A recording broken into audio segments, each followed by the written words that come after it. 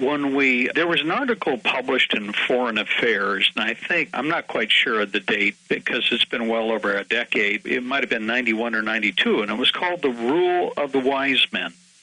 And in this article, they acknowledged this plan, this master plan for global governance, for a global currency, for a global central bank. And there was thanks to the media at that time, I call them the government media, the networks, and then, of course, the major newspapers like the New York Times and the Washington Post, which basically parrot government policy. And in it, David Rockefeller thanked those for not revealing this because they wouldn't have been able to proceed as far as they had gone had this been exposed to the public.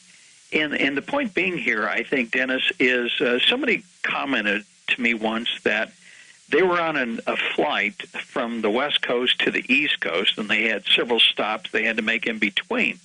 And at every airport they stopped, whether it was in Denver, Chicago, and finally New York, they picked up a copy of the newspaper. And the comment to me was, every newspaper I read had the same articles, the same headlines, the same stories. In other words, even though this person had stopped in 4 different cities, the newspapers all looked the same.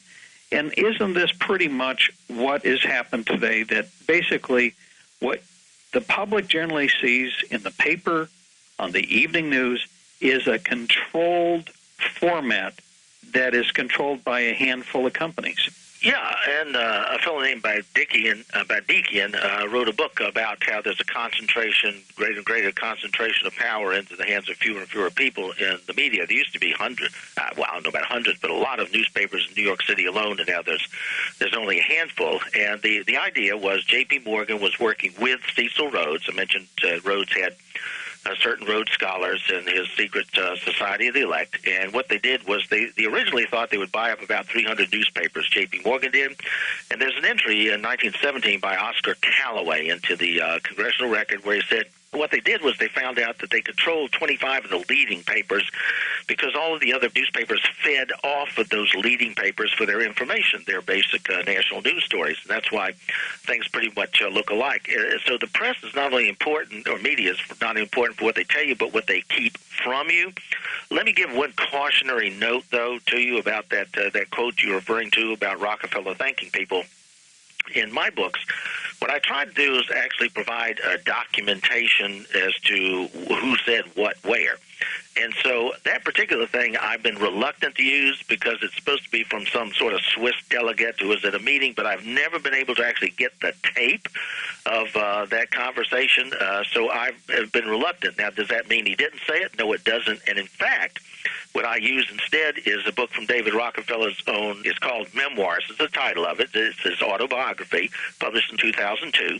And you can get it in any library. If you go to the library, look at page 404 in David Rockefeller's book called Memoirs, and it says it's a great day at the CFR, so forth and so on. The very next page, he says, some people believe that me and my family are part of a secret cabal conspiring against the best interest of the United States in order to form a more integrated global political and economic structure, one world, if you will.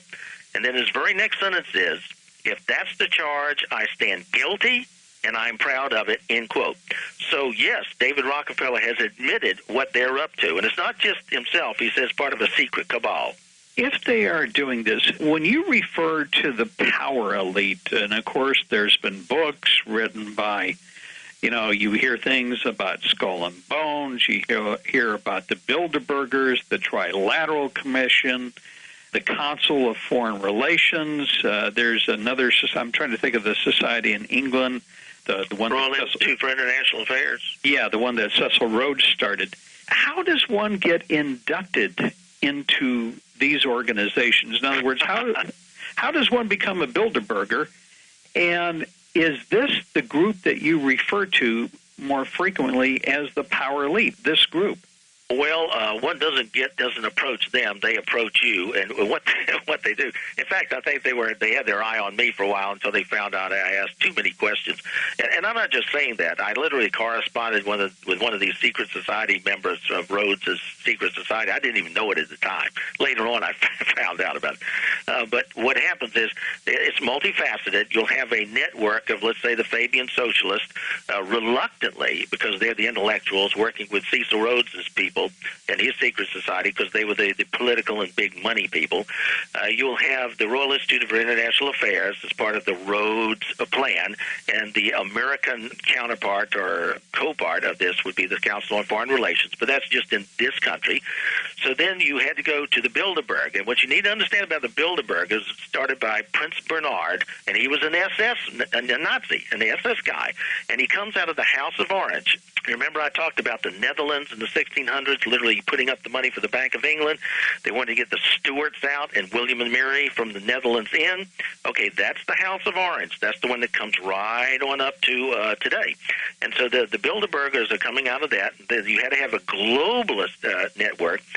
In addition to this elite, you had to have, the business class. So David Rockefeller in 1973 founded the Trilateral Commission, and Barry Goldwater a few years after that said what they want, trilateralists, is economic, political, social, and ecclesiastical control. This is, there's a spiritual element to this, one world religion also.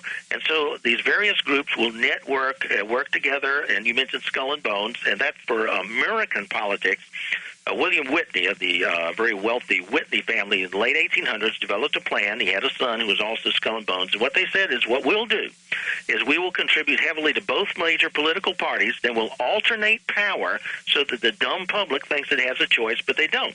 And that's why whoever you get in the presidency or in the Senate pretty well has been screened. How do we know this? Well, if you go to Google Books, there's a book called Frenzied Finance, 1904, by a Thomas Lawson. And that's important because he was one of these guys, one of these insiders, one of these paralegal guys, and he got sick of it. He said, I'm not blaming Rockefeller and these people because, if they weren't there, somebody else would be here. It's the system. And in there, he talks about how it's almost a religion. You become part of their network, and he said at 11 o'clock on a certain day, we would make and break empires. This group would make and break empires around the world. This is 1904. And he said, if you're with us, you'll get tons and tons of money. The example he used involved amalgamated copper because that was what he was personally into, but it applied to all this Rockefeller Standard Oil interest and so on. And then he goes on and said, but if you cross these people, there's nowhere in the world that you can get away from them, and they will exact retribution. And then he said, right at the end of the statement, he says, there is a Rockefeller Standard Oil agent in every hamlet, not just every big city, not every town, but every hamlet in the land. 1904, they have their agents all over the place. And what they do is they look for people, young people, and they see, who's maybe going to be working with them. Who can they persuade? Who can they bribe? Who can they give all kinds of advantages? Then they support those people for city council, for state legislature, and eventually Congress. So that by the time you get up to the U.S. Senate and presidency, those people are pretty well bought. Most of the presidents have literally been puppets of these people. In fact, in 1912, they said that. Woodrow Wilson was running for power. Bernard Baruch takes him by the hand, more or less, like a puppy dog, up the steps to meet some of these leading, as FDR called them, financial element that owns the country. They got through talking with him. As he's leaving, they all laugh to themselves and say, let's see how our other candidate is doing, and they bring in Teddy Roosevelt. And the reason is they wanted to split the vote so Taft couldn't be reelected, so Wilson would be elected, so they could get their Federal Reserve and so forth. It's absolutely amazing because what you just said makes so much sense because it doesn't matter whether it's a Republican or Democrat. Right. The same agenda is put forward. For example, if we go back to the last decade, beginning with George Bush. George Bush ran on conservative values, hardcore conservative Republican. Then you take a look at George Bush ran up the budget deficits unlike any other president next to Obama. I mean, we went from a surplus to a deficit. He passed another entitlement, the drug prescription program, when the Medicare trustees were basically saying, we're going broke. So, they run under these titles or these platforms, but yet when they get in office, they govern the same. Yeah, and you mentioned Terrell Quigley's book, Tragedy and Hope, and he loved these guys, the paralegal, and they actually allowed him, because he loved them, he thought the people should be managed by these people. He said that they were needed because the people really couldn't run things by themselves. And so what Quigley said is that what you need to be able to do is alternate power without really changing it much of anything. That's what it is, regardless of whether you have a George Bush or a Clinton or Obama. Things pretty much roll along. The deficit goes up and the debt goes up, and they have various tricks. What they would do is, and this would happen down in Texas, but everywhere else, they'll use foundations, maybe public-private partnerships. And so what you'll have is, one of their tricks is, you'll have a foundation, and it will be set up by a major company. And I'm not going to name the name, but I've got specific examples of this. The company sets up a foundation. The foundation goes to a legislature, pays them to enact certain legislation to have, let's say, mental health medication. And what happens is a willing legislator passes this as a great program, and it requires certain mental health processes which require this medication. And the medication just happens to be produced by the corporation that set up the foundation in the first place. They have all these games they play like that. Dennis, when I look at their master plan in terms of where they want to go, global government, right, global currency, right, a global central bank, right, it sounds like to me the resurrection of a 21st century version of feudalism. And what I mean by that, you take a look at, there was just a report released yesterday on government pay in the Obama administration. We have the same thing occurring at the state level where state and federal employees enjoy pay scales equivalent to a lot of corporate executives, pension benefits, health care benefits that are different than the private sector. And why you remember when they brought the auto executives before Congress and they basically vilified them for flying in on their corporate jets, and then Congress turns around and passes a bill to spend almost $500 million to buy corporate jets for Congress people. Nancy Pelosi flies on a 737. Not even Warren Buffett and Bill Gates have a 737. So it seems to me this master plan is almost a 21st century version of reenactment of feudalism. Yeah, and I've written, in fact, the subtitle of my last book is, I call it Techno-Feudalism, and I put a little graph in the back of it to show the comparison. We're back in 1,000 years ago in feudal times, F-E-U-D-A-L, feudalism. You would have the elite of that day, the princes and the dukes and the earls and so forth, and then you'd have the peasants and the serfs and so forth like that. I put a comparison right down the line on that, and that's the goal. This world socialist government will be a feudalistic government. Then to set the stage of it, of course, you have to have models. And so one reason they used converted Hong Kong was to just, a little experiment as to how that will work. You take a formerly communist country like, China still is, supposedly, and you have a British protectorate in Hong Kong, and then you say, well, we're going to turn over to the Chinese, and it will be a synthesis. It will be a synthesis of sort of Chinese communism and British capitalism to the extent that British has any capitalism. And so this would be a little teeny model.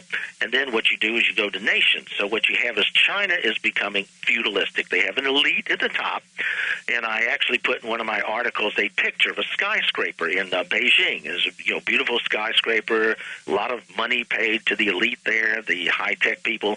But on the front lawn are two women cutting the grass with a pair of scissors. So you deliberately keep this massive number of poorer people so you can compete globally in cheap labor. So they went at the top side by a highly educated population. In China and India, both countries, there's 50 million students, high school students, taking 4 years of algebra, 4 years of geometry, 4 years of trigonometry, 4 years of calculus, 4 years of physics, 4 years of biology, 4 years of chemistry, and statistics thrown in.